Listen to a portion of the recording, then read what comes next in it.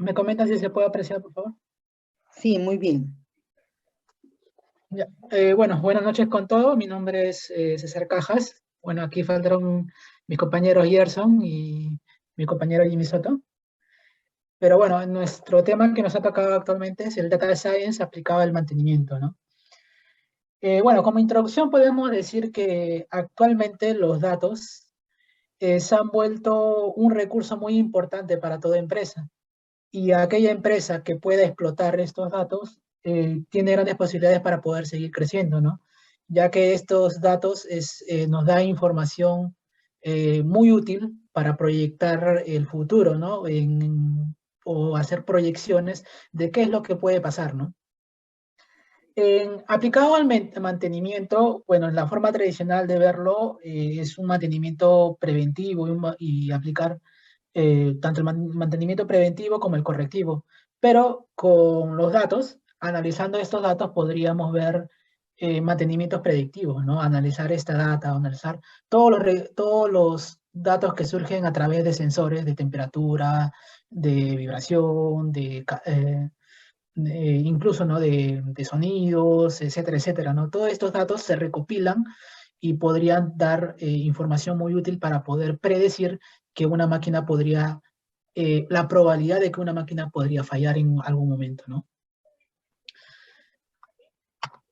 A ver, esa es la parte introductoria, pero podemos decir, ¿qué es en sí la ciencia de datos, no? La ciencia de datos es una disciplina que hace uso de diferentes tecnologías, métodos, como el Machine Learning, que es actualmente uno de los más conocidos o el boom que se da actualmente, ¿no? ¿Esto para qué? Para poder procesar y analizar los datos que son recolectados por el negocio, ¿no? Estos datos que surgen para cualquier transacción, cualquier movimiento que se haga o cualquier tipo de información que bote la máquina, estos se recopilan y para poder tratarla, estudiarla y poder dar información, ¿no? A las respuestas o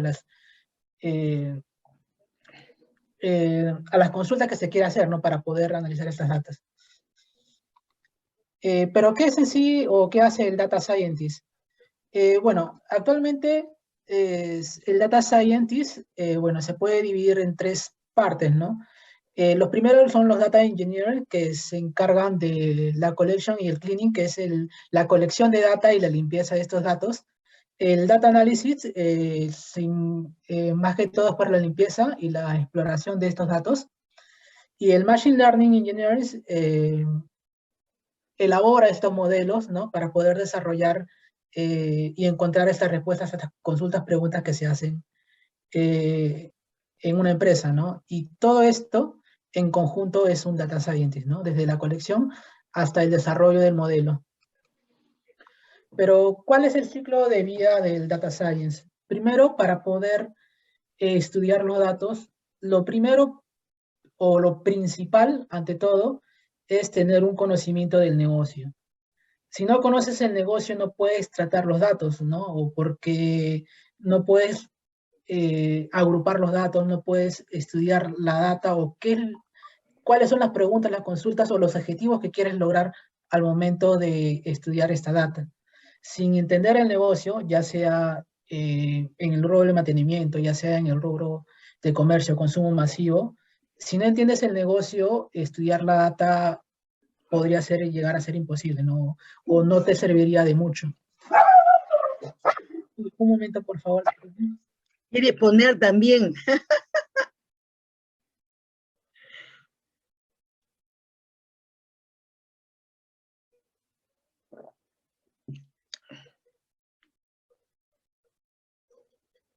Perdón, profesora, mi mascota que se puso rebelde.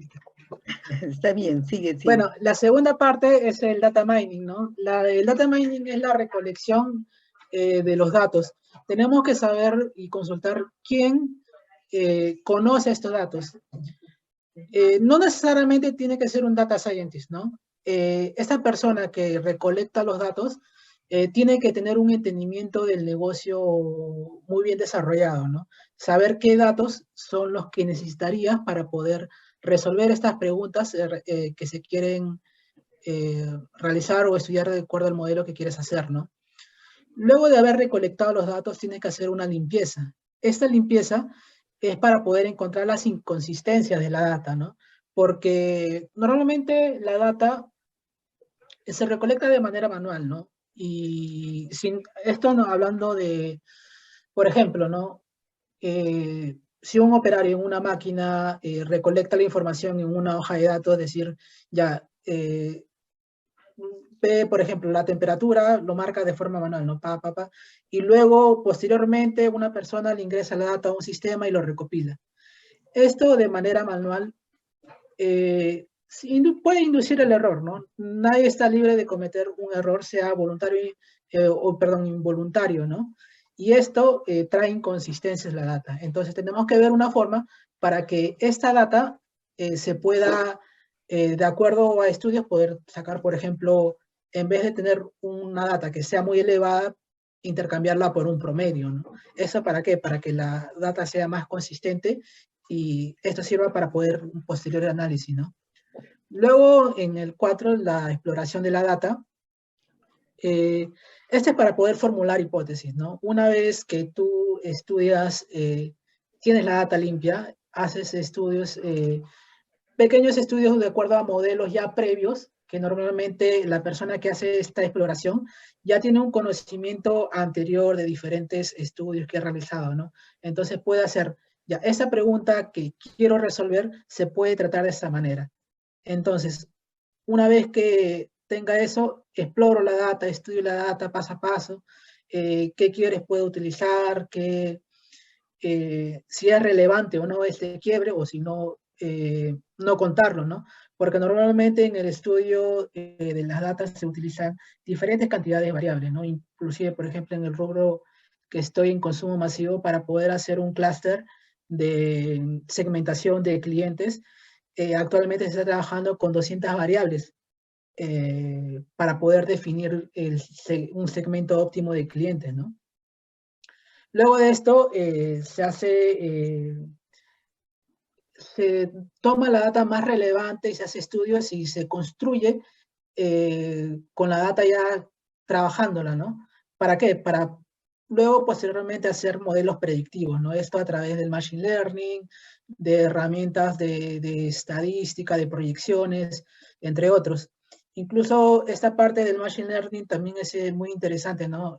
Bueno, no es exactamente el rubro en el que estoy, pero justamente la semana, perdón, no es exactamente el rubro de mantenimiento, pero justamente la semana pasada estuve en una visita de campo donde fuimos a visitar los supermercados, ¿no? Para poder ver los indicadores que se utilizan para poder realizar un reporte. Luego de esto, un indicador muy interesante es el Share of Display, que es tener la visibilidad de la marca a través de las góndolas, ¿no? Normalmente un supermercado te da un layout, que es decir, tal empresa solamente tiene el 13% de layout. Es decir, para una categoría solamente puedes ocupar el 13% de espacio, ¿no?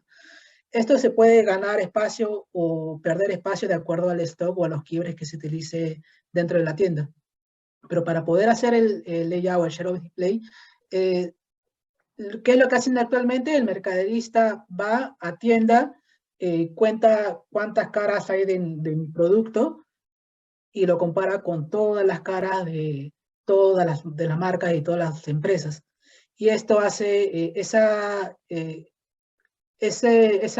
factor de caras de mi empresa con versus todas, ese es el share of display. Pero actualmente ya se está trabajando con una inteligencia artificial que es Lucía, que solamente con tomar foto ya la máquina se está entrenando para que reconozca qué SKU, qué marca es y de qué empresa es, ¿no? Para poder agilizar esto, porque actualmente esta data, como es muy manual, no hace en todos los locales, se hace solamente agarrando, agrupando en una cierta cantidad de locales y además, ¿no? Que no es en todas las categorías que se quieren, ¿no? ¿Por qué? Porque es muy manual y solamente se hace una vez al mes. Con esto se quiere mejorar, ampliar la cantidad de categorías, ampliar la cantidad de locales y ampliar también la recurrencia, ¿no? Ya 2 veces por semana. ¿Esto para qué? Para tener una data más completa, ¿no? Y que te ayude a que esta data sea más relevante para poder hacer los análisis, ¿no? Y en qué se puede mejorar. Luego de esto, bueno, una vez que ya tienes tu modelo predictivo, etcétera, uno de los pasos más importantes es la visualización de esta data. Normalmente estos reportes no es para poder presentarle a una persona técnica, ¿no? Por ejemplo, una persona que estudia completamente datos no lo vas a presentar a otra persona que necesariamente haya estudiado, no sé, modelos predictivos, machine learning, o no sabe lo que es, solamente conoce el término. Pero normalmente esto se presenta a gerentes, a jefes, y esto quiere data relevante, quiere data resumida.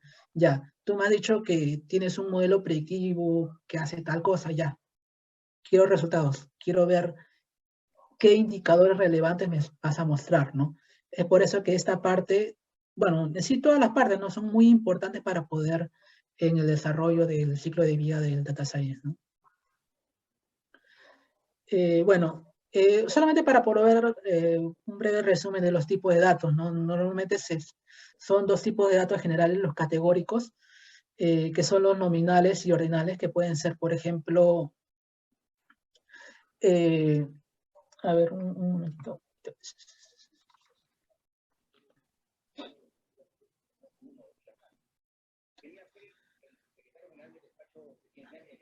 Claro, por ejemplo, los nominales pueden ser, por ejemplo, masculino, femenino, los ordinales pueden ser, por ejemplo, calificaciones. Por ejemplo, cuando te dicen califica del 1 al 5 eh, qué tan relevante ha sido tu respuesta o qué tan relevante ha sido tu atención, ¿no? ¿Te has sentido a gusto con esa atención? Del 1 al 5 califica. Luego los datos numéricos son datos discretos, como por ejemplo puede ser edad, los continuos que puede ser como temperatura, ¿no? Bueno, esta parte del Machine Learning, no sé si mi compañero Gerson ya vino. Sí, compañero. Sí, entonces adelante. Sí, siguiente diapositiva, por favor.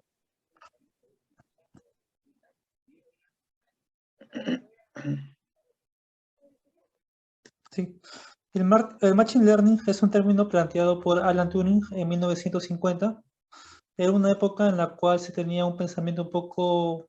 Bueno, Alan Turing tenía un pensamiento un poco futurista. Él fue el que en ese momento planteó la posibilidad de que las máquinas pudieran pensar por sí solas.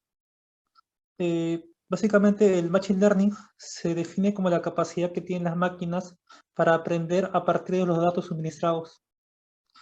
Y bueno, en base a estos datos suministrados, el Machine Learning se apoya en la estadística para predecir escenarios futuros en base a una data masiva y trabajando mediante algoritmos. Siguiente diapositiva, por favor.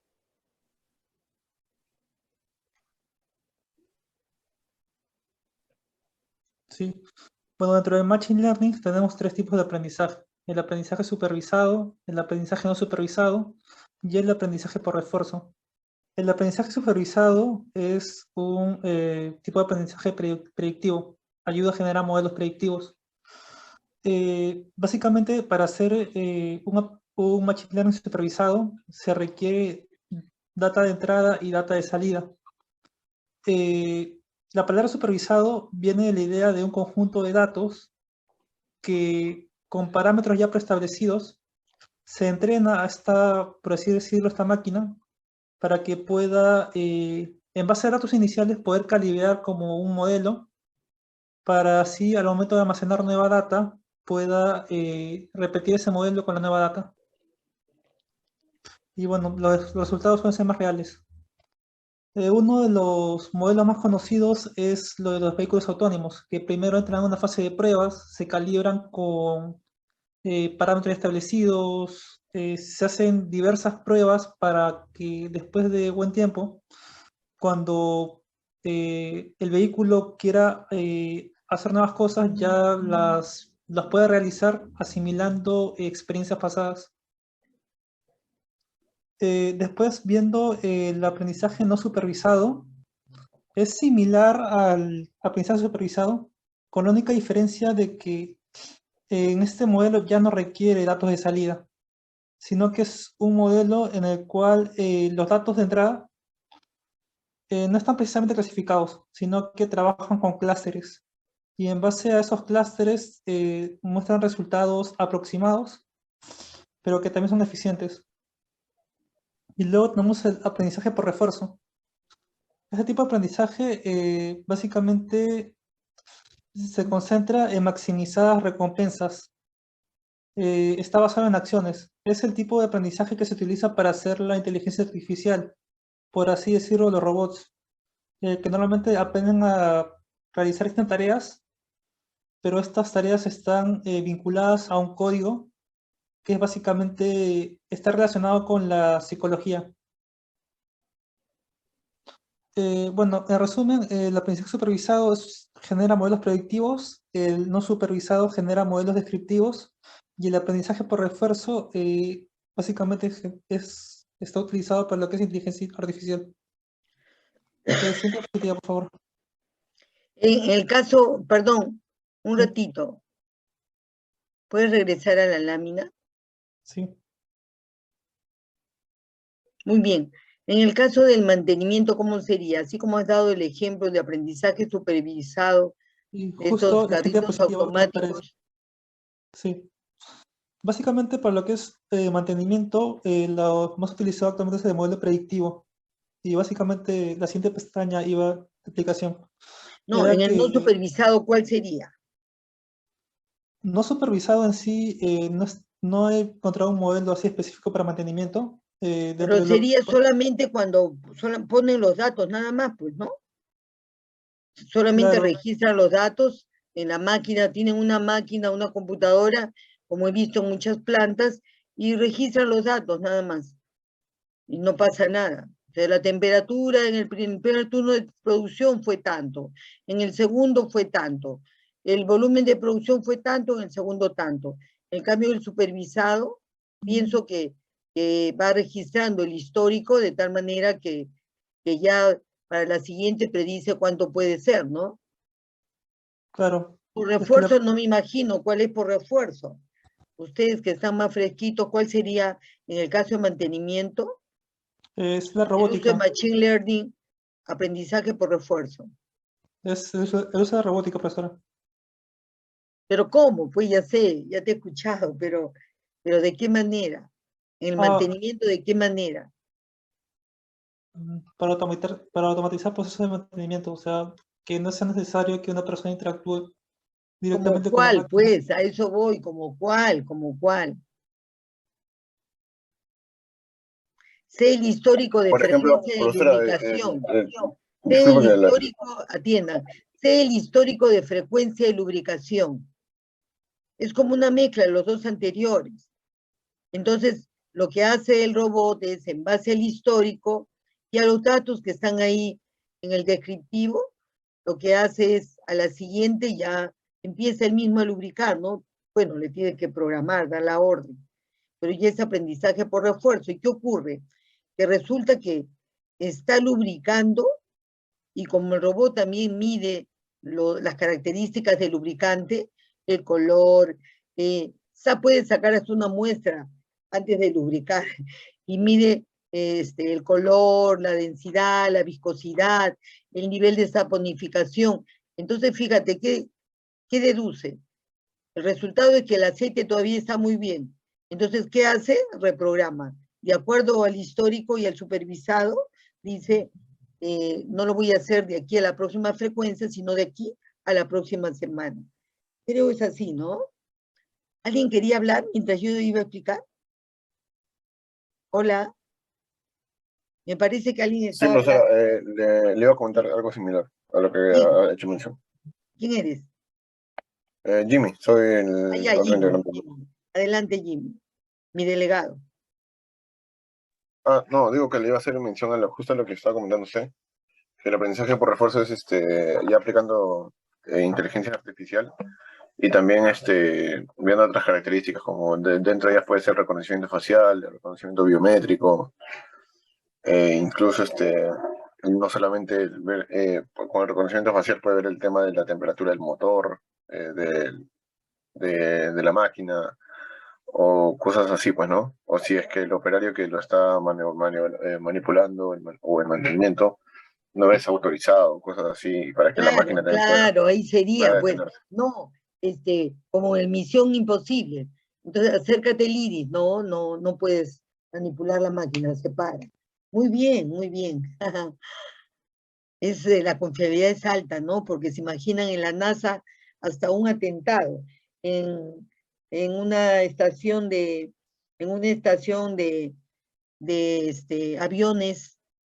En la Fuerza Aérea, por ejemplo, está se me va el nombre, es ay, ay, ay, el centro de la Fuerza Aérea, CENIP, SENA, se me fue. Pero te imaginas que alguien quiera hacer un acto terrorista ahí, dice, soy el que hace el mantenimiento, va a manipular, no, no le permiten hacer nada. Al contrario, suena una alarma, ¿no? Sería regio. Muy bien, continúen. Qué interesante, miren, este tema de data science, machine learning en mantenimiento.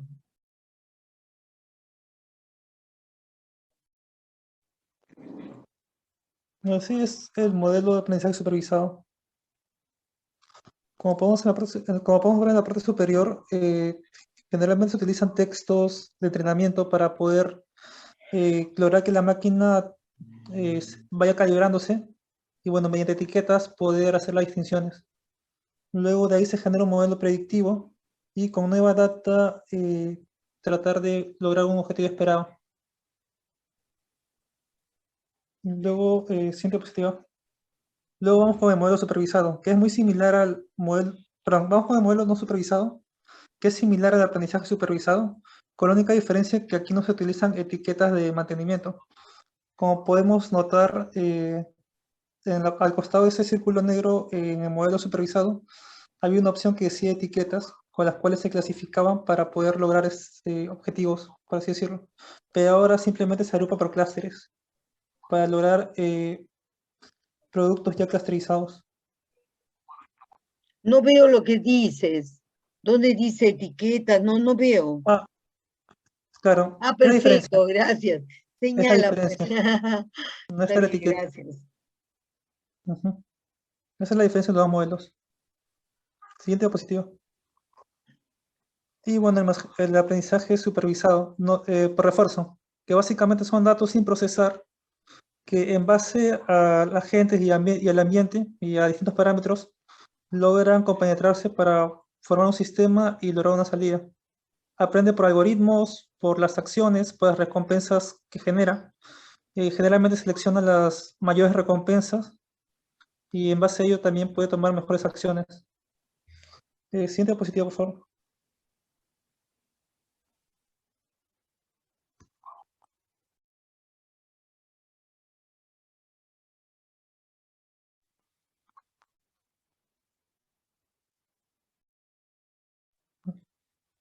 Eh, Doy paso a mi compañero Jimmy para que exponga su parte. Muy bien, adelante, Jimmy. Bien, gracias. Vamos a hablar acerca de la aplicación en la industria del Machine Learning y del Data Science. Primero vamos a hacer como una pequeña retrospección y una pequeña reseña. Cómo es que el mantenimiento va ganando importancia en el tema operativo y excelencia de las empresas, pues, ¿no? Si bien es cierto, el mantenimiento fue realizado en un inicio cuando se crearon las máquinas en la primera revolución industrial, en el siglo XIX, el mantenimiento era correctivo en su totalidad, simplemente se reparaba o se cambiaba la maquinaria o equipo que estaba dañado, y esta función la realizaba pues simplemente el mismo operario de la máquina, ¿no?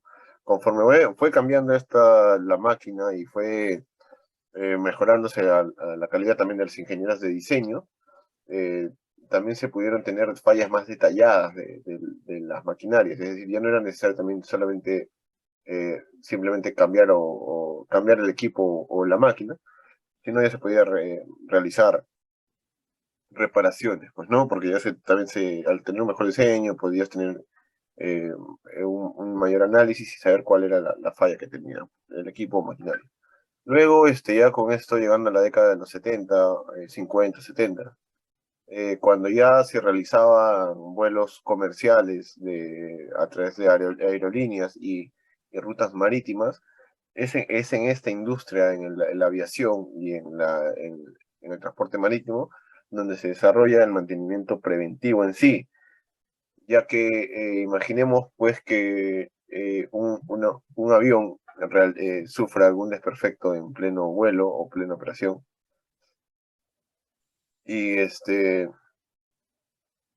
o en el caso de algún barco, eh, pues sufre algún desperfecto, no es como fácil como un auto que pueda venir alguien y te auxilie en medio camino, pues, ¿no? En un avión imposible que pase esto, y en un barco es mucho más difícil también. Y menos que tenga, pues, en ese momento el equipo o el repuesto, la maquinaria, pues, ¿no? Entonces, es en esto donde se va aplicando ya con más en volumen el mantenimiento preventivo, y es en esta, a partir de la década de los 70 donde ya se ingresa el tema computacional, ya con esto la obtención de datos, el análisis de datos y la acumulación de estos datos que nos servían para realizar análisis, ya sea estadísticos, ya sea descriptivos de los mantenimientos que se venían realizando, pues, ¿no? Entonces, es justamente en esta década, como hizo mención mi compañero Gerson, hace 50 años fue donde se habló por primera vez del machine learning, que las máquinas debían aprender los comportamientos y en base a los datos que se le ingresaba, pues, ¿no? Y por ejemplo, hoy en día el Machine Learning se emplea en distintas industrias, y podemos apoyarnos también de la Big Data, el análisis de datos, que estas son partes también del Data Science, pues, ¿no? Si bien es cierto, el Machine Learning consta de 5, o en otros casos, otros le ponen 6 pasos, vamos a analizar en este caso con los 6 pasos del Machine Learning. Se apoya en la información, y con el fin de esto es que pueda crear un modelo o sistema en el cual ya pueda predecir con los datos de input o de entrada cuál es el comportamiento de la máquina, o cada cuánto se le debería hacer un mantenimiento adecuado, o incluso cómo regular el trabajo de la máquina, pues, ¿no? Para prevenir fallas y alargar el tiempo de vida de esta misma.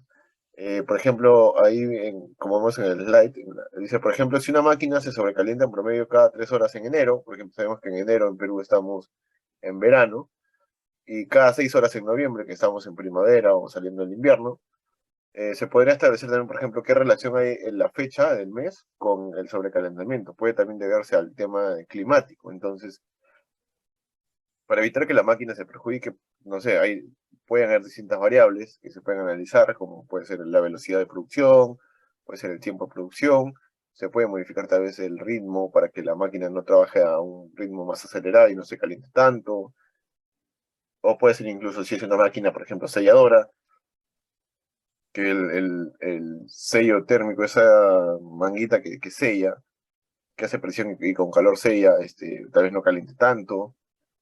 Distintos patrones y distintas variables que se pueden analizar con el fin de evitar fallas y alargar el tiempo de vida de la máquina, ¿no? Como decíamos. Y eso también se traduce en costo. Siguiente slide, por favor. Puedes darle escape y volver a proyectar. Creo que no se ha grabado bien el slide, por favor. Ahí está. Algo que observo bien, que es, hay cuidado en la presentación de las láminas, en la redacción. Acuérdense siempre, por favor, de justificar, porque un contenido tan lindo pierde mérito cuando no justifican y solo pegan el texto, ¿no? Acá sí veo Jimmy ha justificado todo. Aquí es más difícil justificar, pero lo has hecho siguiendo un diseño. Continúa. Bien, como sabemos, la etapa del Data Science son 6 y aplica el Machine Learning. Si bien es cierto, el Machine Learning consta de 6 etapas. Primero es la adquisición y carga de datos, que mi compañero ya lo explicó, pero ahora aplicado a la industria, vamos a analizar el caso de una empresa que se encarga es una empresa propulsora que genera turbinas. En este caso es una máquina que es electrodiesel, o sea, es decir, en base a la energía de combustión o la energía térmica generada por la combustión, alimenta dos turbinas que son eléctricas, pues, ¿no? Que generan energía eléctrica, pues, ¿no? Y estas hacen que propulsione una embarcación marítima.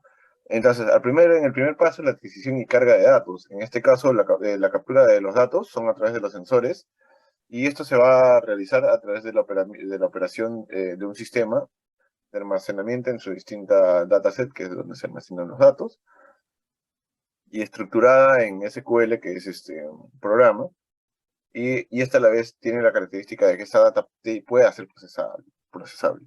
Luego, ahora, tenemos el procesamiento de datos.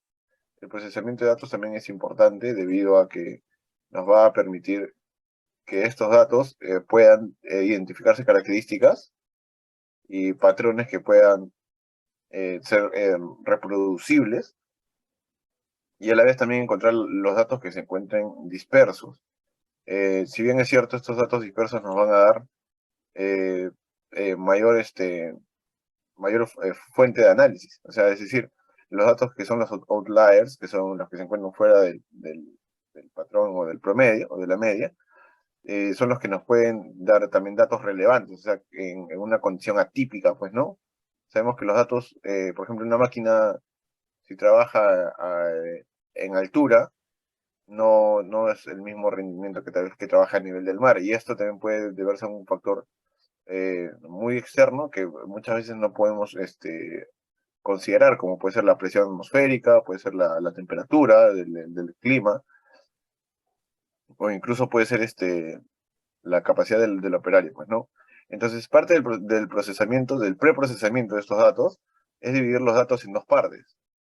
Una base de datos se utilizará para un entrenamiento que es un train set, que consta en entrenar y alimentar para el aprendizaje del machine learning de nuestro programa. Y la otra base de datos se empleará para verificar el adecuado ajuste del logaritmo, es decir, el test set se llama. Justamente esto nos va a ayudar a ir perfeccionando, vectorizando nuestro programa, y nos permita tener un programa ya más óptimo, pues, ¿no? Acorde al modelo y acorde a la operación que va a realizar dicha maquinaria, perdón. Luego tenemos el siguiente paso, son la obtención de las características. Es importante obtener las características, como dijo mi compañero también, para entender cuál es el comportamiento de la industria. Entonces, no es el mismo, o sea, no puedo aplicar el mismo programa de Machine Learning o el mismo modelo de Machine Learning para una industria de consumo masivo o para una máquina que sella o empaca, que tal vez como para una máquina que es un motor diésel o un sensor que es un brazo robótico, pues no puedo tal vez juzgar o darle el mismo tipo de mantenimiento o predecir que van a tener las mismas horas operativas, ¿no? Entonces, eso depende mucho del- de la industria en la cual se va a realizar. Y para ello es importante conocer también las características de esta industria, pues, ¿no? Y cuál es el flujo del trabajo de la máquina. Y esto se va a encargar ya un data engineer o un ingeniero de datos, lo que le va a permitir esta data en bruta o cruda, como se le dice, en información que puede ser utilizada y traducida para un algoritmo de machine learning, ¿no? Luego tenemos la construcción y entrenamiento de modelo. Este dato es el más importante dentro de todo el flujo, porque es dentro de donde se va a realizar la construcción de un modelo recomendable, y bueno, posteriormente a ello se le va a ir perfeccionando, se le va a ir modificando en base a que sea más ajustado a la realidad, ¿no? Pero en este proceso se debe realizar se debe comenzar con algoritmos simples, y luego a esto se le van agregando pues otros algoritmos, ¿no?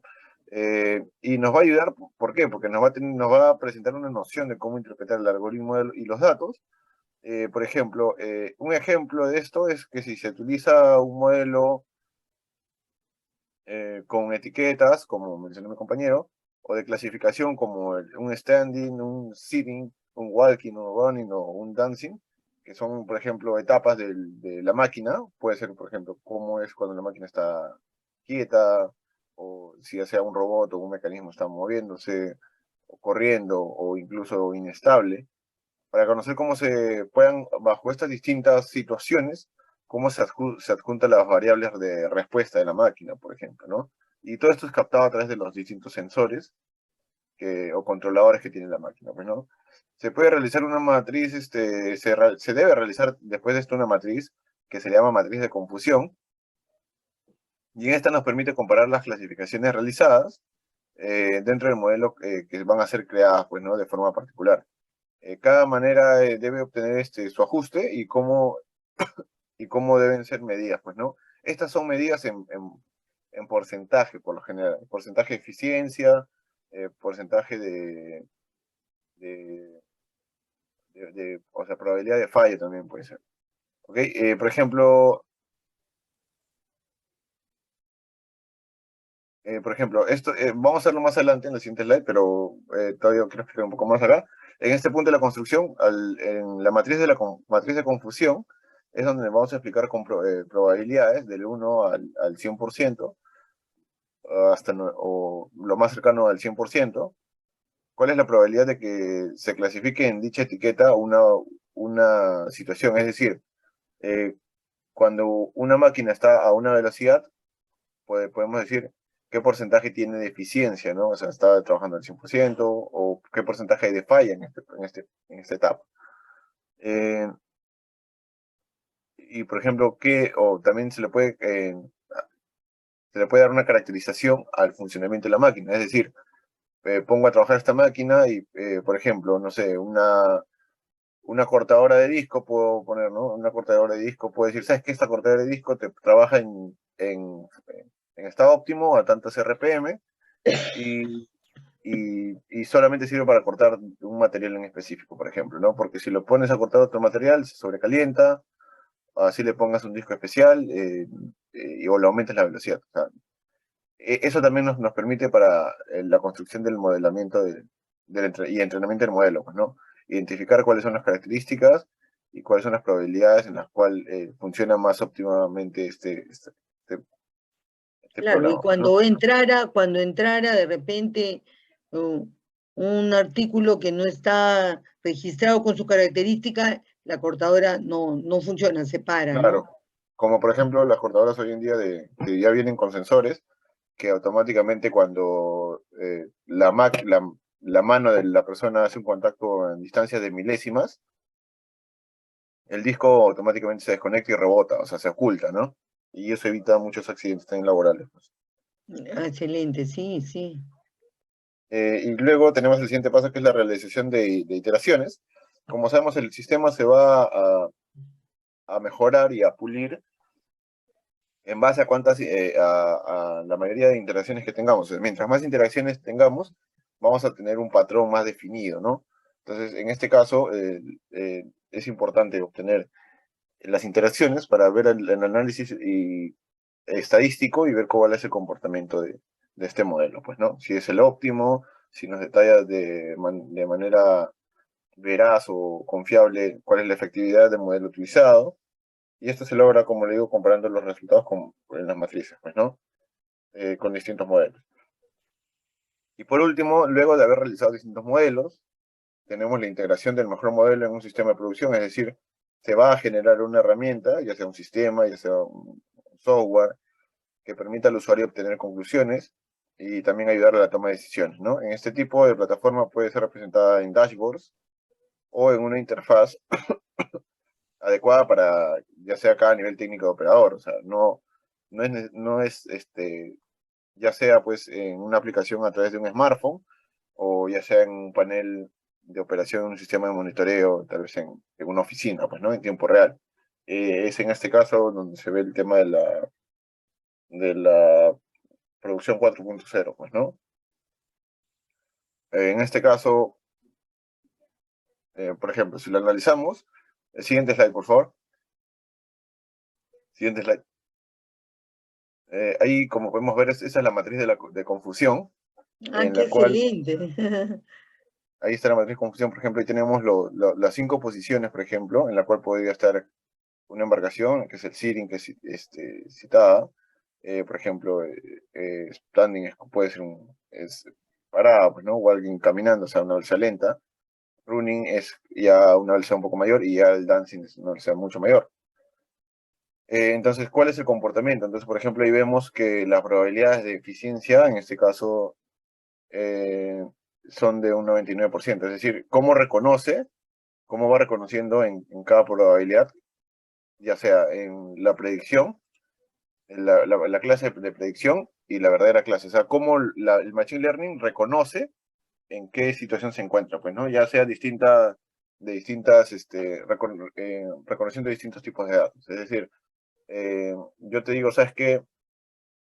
El parámetro de corriendo puede ser a tales nodos, el citado puede ser a una cantidad de nodos, el standing puede ser a una diferente cantidad de nodos, el walking puede ser una marcha más lenta y también te parametrizo eso y conforme tú vas simulando, vas arrojando datos de los sensores, puedes decir, pues, ¿no? Que haya el motor o la turbina está realizando está ahorita en tal posición. Entonces, sin necesidad de que tú le hayas programado eso. En caso tú veas que no es así, tendrías que corroborarlo, ¿no? Y justamente por ello se dice que es un aprendizaje asistido, como mencionó mi compañero Gerson. Siguiente slide, por favor. Vamos a hacer el caso del data science, como les hice mención, en el mantenimiento de una planta propulsora. Y esta específicamente es la aplicación del Machine Learning en el mantenimiento de una turbina modelo GE LM 2500.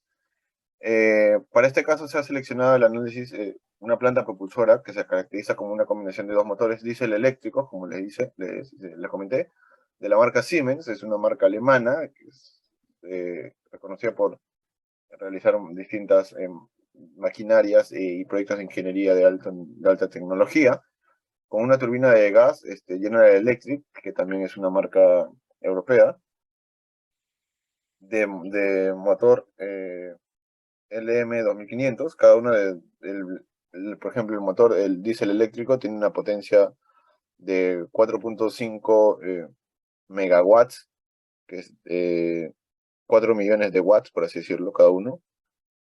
Y con la turbina de gas General Electric, que es de 20 millones de watts, ¿no? Lo que se traduce en una propulsión Kotla, como se utiliza en las fragatas, que son embarcaciones, ya sea de guerra o fragatas de marina mercante, pues, ¿no? De la Deutsche Marine, que es de la marina alemana. Y el componente principal que se analizará en esta investigación es la turbina, como le dije, ¿no? Que mecánicamente maneja dos hélices de paso controlable, o CPPs, que es justamente las hélices que vemos ahí, que dice que CPP Propeller. Esas son las hélices. Y por medio de una caja de engranajes de conexión cruzada, que es justamente en la parte que dice MEP. ¿Ok?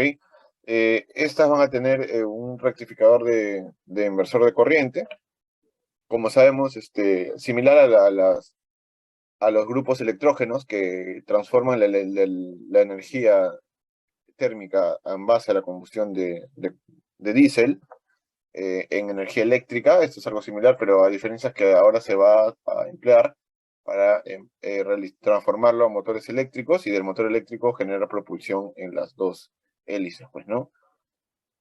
Ahí tenemos el siguiente slide, por favor, para que se pueda ver el sistema.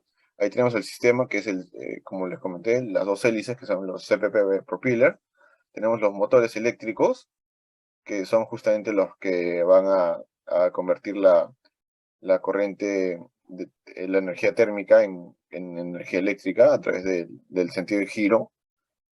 Y bueno, tenemos ahí el motor que es GTLM 2500, que es el motor diésel, y esto apoyado de un rectificador de inversor de corriente, pues, ¿no? Esto, acordemos que esta energía se puede transformar de energía alterna a energía directa también, para distintos elementos ya sea de la maquinaria. Recordemos que todo sistema de propulsión y todo motor o sistema de transporte, ya sea un auto, un bus o un camión o una embarcación, necesita manejar dos tipos de corriente. Una que es la corriente directa y una que es la corriente alterna. La corriente directa por lo general se emplea para sistemas de ignición, que son los que van a dar el arranque, en muchos casos, a los motores diésel, pues, ¿no?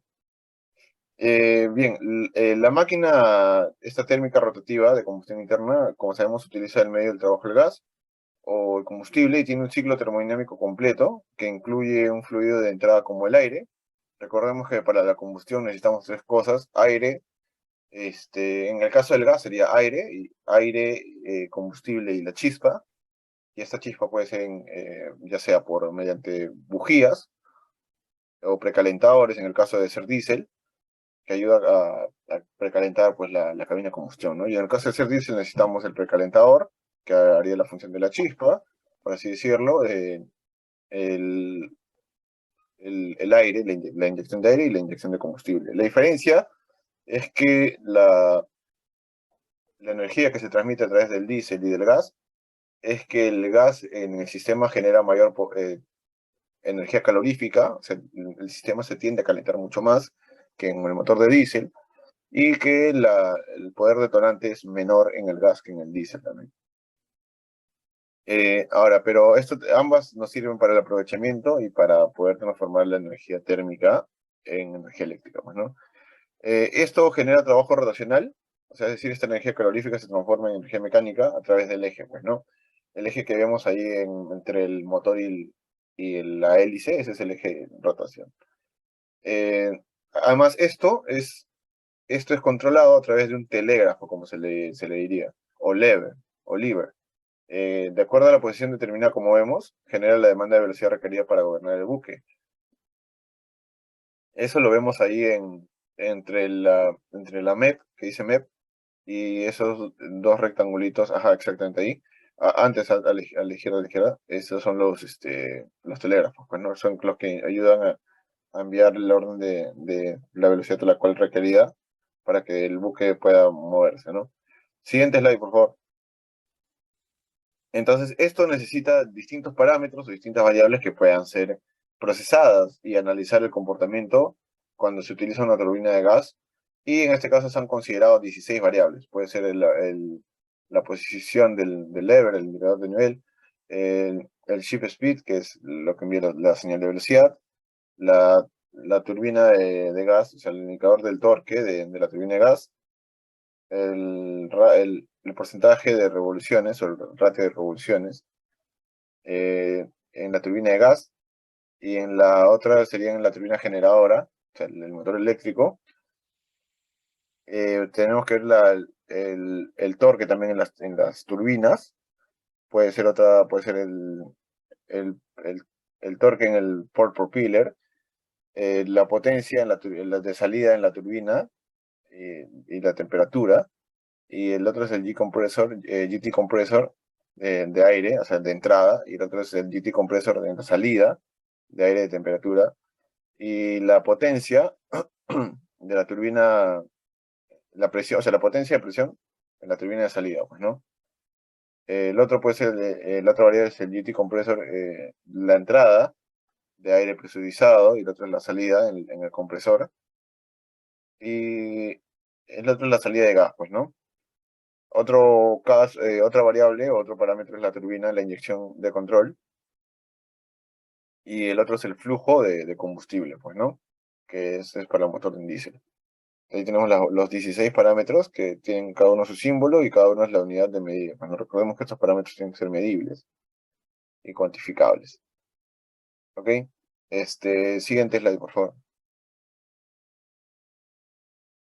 Bien, por ejemplo, para este caso, la turbina fue operada, y para ello, como le dije en el caso anterior, cuando se le quería parametrizar, se debían dar se debían dar los parámetros dentro de los cuales encajaba cada situación, ¿no? Por ejemplo, en el slide anterior, por ejemplo, les mostré las 5 posiciones, ¿no? Quieto, moviéndose, caminando, corriendo o danzando, por así decirlo, ¿no? O sea, caracterizabas cada situación. Y acá vamos a hacer lo mismo. Vamos a tener 3 situaciones o tres etiquetas, ¿no? Van a ser la de operación normal, la segunda va a ser de tomar precaución, y la tercera va a ser de preparación urgente. Esta cantidad es un valor cuantificable luego de analizar los datos que van a tener de entrada, se hace una combinación, y por ejemplo se le dio una cantidad de 5.49 a más como una operación normal. Precaución como media deberías tener 4.59, si excedías eso ya estabas dentro de la operación normal, y si sacabas menos de eso, pues estabas todavía entre tomar precaución o ya cerca de una represión, ¿no? Y bueno, y reparación urgente debería estar como media en 2.95 mejor. O sea, ese sería el porcentaje. En total, las cantidades de etiquetas clasificadas, o sea, esas son etiquetas. O sea, si te salió 5.000 etiquetas allá de check, o sea, de operación óptima, estarías dentro de una operación normal. Si te salen como mínimo 4.590, estás dentro de una situación en la cual debes tomar precaución o ya programar próximamente un mantenimiento. Y si te sale como mínimo, bueno, como máximo 2.295, quiere decir que esto necesita una reparación urgente, pues, ¿no? En total tendríamos 11.934 etiquetas. ¿Ok? ¿Y cuál es el objetivo de esto? El objetivo de esto es mejorar, es observar, perdón, de la mejor manera la real incidencia de la posición del telégrafo, que es la que conecta los ejes y los engranajes, en función de las variables anteriormente descritas, pues, ¿no? Como teníamos ahí. Y ahora a esto se le va a dar una caracterización. Puedes ponerle, por ejemplo, rojo a una reparación urgente, verde para tomar precaución, y azul a una operación normal. Esas son etiquetas, pues, ¿no? Que se le va a dar. Para representar a cada una de las etiquetas, vamos a ver la siguiente slide, en la cual tenemos una matriz. Perdón, ¿dijiste telégrafo? Sí, se le dice telégrafo o sea, a esa parte que comunica Ajá. en la slide anterior, por favor. Ok, está bien, está bien. Sí, sí, A sí. esa parte que comunica Ajá. el MEP y la salida de Bien. motor, ¿no? ¿Qué hacer el capitán de barco? Sí, Bien, justamente el tema es de una turbina de una fragata, ¿no? De una embarcación. interesante, ¿no? Sí, sí, es bien Y interesante. Jimmy, por favor, 5 minutos más, porque para que tengan Ya, 5 minutos de prepararse antes de la prueba. 9:10 se abre la ya. prueba. Ahí, por ejemplo, tenemos, rapidito, nomás tenemos la comparación de variables en función del telégrafo, o sea, que es la que nos emite la señal, la que nos manda la señal. Y ahí tenemos en el eje, por ejemplo, vertical, tenemos el nivel, tenemos el torque, la velocidad, tenemos en la matriz diagonal, perdón, en la diagonal principal, tenemos todas las variables, pues, ¿no? Y nos dice cuál es, bajo qué parámetros se puede medir, pues, ¿no? Ahí tenemos los colores, el porcentaje de eficiencia, y podemos ver, por ejemplo, que está en rojo, y puede ser que esté en estado crítico, o los que están en verde puede ser una precaución, y los que están en azul debe ser un funcionamiento normal. ¿Ok? Y con esto, ¿qué se va a realizar? Se va a realizar un análisis estadístico. Siguiente slide, por favor. Y se va a realizar una matriz de correlación para determinar el nivel de relación de cada variable y de las cuales variables no tenían incidencia en la resolución del problema. Y ahí, por ejemplo, como podemos ver en el gráfico, tenemos la matriz y analizamos los gráficos de velocidad, del torque de la turbina de gas, del torque de la turbina de combustión, perdón, del eje de la turbina que ha sido con combustión, la potencia, la potencia y la temperatura de salida. Por ejemplo, también tenemos la presión del aire de salida. Y como se observa en este caso, la matriz de correlación de los parámetros de presión y de temperatura de entrada, que es los parámetros de presión y de temperatura de entrada, que serían el gráfico, el último gráfico que sería el de la esquina, y el de la temperatura de entrada, que sería el de... ¿Dónde está el inlet air? Que no lo veo. No importa, lo importante es que el mismo Sería el sistema, penúltimo. claro, a En, partir en de estos dos la... hay una correlación, que son siempre que debe trabajar en un estado óptimo entre un bar a depresión y 15 grados centígrados aproximadamente. O sea, dentro de los 15 grados centígrados lo más cercano a esta para que tenga un trabajo, un funcionamiento óptimo, ¿no? Esto se ha obtenido debido a la simulación, ¿no? Por lo cual no tiene un nivel de significancia para la resolución del problema, en este caso en el cual pueden ser descartados de la simulación. Son datos muy dispersos. Ok, siguiente, por favor, siguiente. Ok, ahí por ejemplo vimos, se realizó un análisis preliminar en la cual efectúa la partición de la totalidad de los datos en dos grandes grupos. El primero de ellos son los del training set, y correspondientes al 80% para efectuar el entrenamiento de la base de datos, y el 20% restante, que fuera el test set, que nos ayudaba a perfeccionar este modelo, se utilizaba como variable de comprobación del algoritmo. Y ahí tenemos la figura, por ejemplo, que mostramos en la tabla. Tenemos en operación normal, cuántas, del 80% que era del training set, tenemos en total 9.547 variables, y el otro 20% son 2.387, de las cuales nos daban en total, sumando en cada caso las variables de operación normal y en ambos test, nos daban cerca de operación normal, teníamos 6.000